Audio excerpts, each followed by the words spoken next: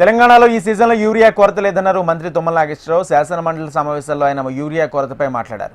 కొన్ని యూరియా కేంద్రాల్లో రైతులు ఆతృతతో కావాలని షాపు ఓపెన్ చేయకముందే లైన్లో నిలబడితే దాన్ని రాజకీయం చేసే ప్రయత్నం చేస్తున్నారని మంత్రి తుమ్మల దుయ్యబట్టారు.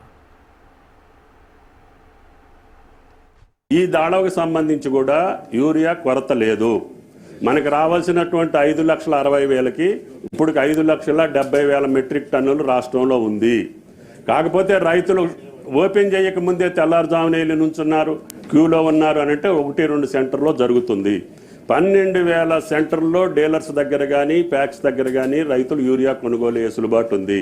కలెక్టర్లు ఎంత అడిగితే అంత మార్కెట్ ద్వారా యూరియా ఈ రాష్ట్ర రైతాంగానికి సప్లై చేయడానికి రాష్ట్ర ప్రభుత్వం సిద్ధంగా ఉంది. ఈ రోజు కూడా ఇంకా 2 లక్షల టన్నులు బఫర్ స్టాకు ఈ రాష్ట్రంలో మార్కెట్ దగ్గర ఉంది అధ్యక్ష.